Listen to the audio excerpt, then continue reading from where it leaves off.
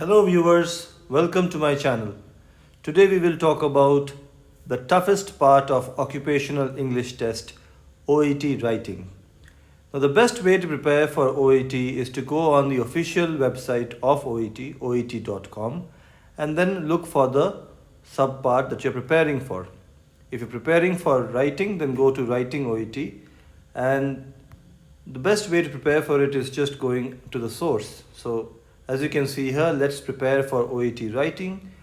OET writing is of 45 minutes in duration. If you're taking OET on computer, then OET writing marks the end of your exam because OET speaking happens at a different time that you can decide on your own. However, if you're taking OET on paper, then OET writing is the penultimate section of the exam, after which you have the OET speaking. In next week's video, we will talk about OET speaking. So OET writing is 45 minutes in duration.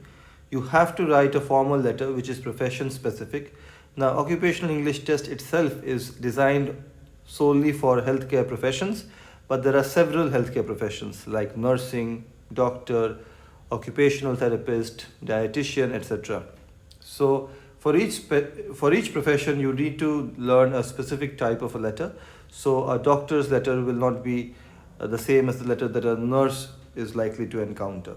So this is profession specific, so it is easier for you to write because it is something you may have written in your day-to-day work. And the assessment is very transparent because it is assessed by different assessors using criteria that is explicitly mentioned.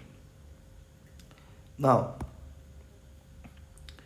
we can look at the assessment criteria first, or let's just go into a sample test. We can just go at the assessment criteria if it is possible. Can I see it here? No, I don't think it's coming here. So as you can see here, there is writing for dentistry, writing for dietetics, for medicine. Now, so on this website itself, you have lots of preparation tips and various videos which can help you, but in this video I will go to medicine sample test because I am a doctor, so I took the medicine writing test. So let's go to the sample test 1. The key thing to understand here is you will have case notes like this, and you have to change it into read the case notes and complete the writing task which follows. Reading time is 5 minutes, writing time is 40 minutes. The first thing you need to do is go to the writing task, this thing. Using the information in the case notes, write a letter of referral.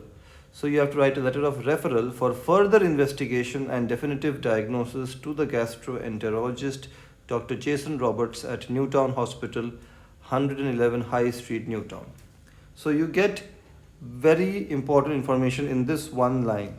You have to write a letter of referral. The purpose is further investigation and definitive diagnosis. You're writing it to Dr. Jason Roberts, who is a gastroenterologist. That's the tongue twister. Gastroenterologist at Newtown Hospital in Newtown, of course. So you have to write it in that pattern. As I have said before, you can consider your writing task or the letter as consisting of two parts. There is the non-modifiable part and the modifiable part. The non-modifiable part is how you structure it. So I'll go to the sample answer here and then we can discuss that.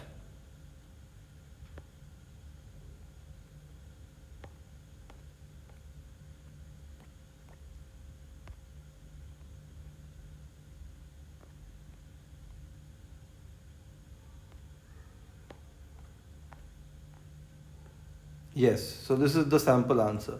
So as you can see, the top part has the name of the doctor, then you have the date, then you have the salutation, Dear Dr. Roberts, then you have the subject line. All of this is non-modifiable, and then you end with yours sincerely and your name and doctor. Okay, this is non-modifiable. You always have to start with the purpose of the letter. So purpose was letter of referral. So you start with Miss Hall so and so presented today with this. I am referring to you for further investigation and an endoscopy if required. So the purpose is very clear in the very beginning of the letter. Then the other paragraphs will talk about a definite theme, and they should be logically constructed. Each paragraph should deal with a particular theme which is relevant. The most important thing about writing is including what is relevant and excluding what is irrelevant. And you have to understand what is relevant and what is irrelevant based on reading the case notes and based on the purpose of the letter you are writing.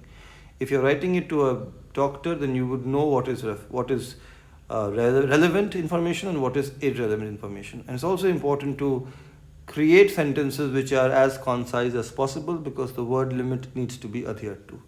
So I guess if you keep these things in mind and you practice as many sample tests as possible, read the question, write a sample test, and then compare it with the sample answer provided on the official website of OET. And this proved to be sufficient for me, and I got a very good score in OET. I got A in writing, I got A in reading and listening, and I got a very high B in speaking, and just missed out on A in speaking, and I got B in writing as well. So I hope this video helped you, and if you have any questions for me regarding OET, please feel free to reach out in the comment section below.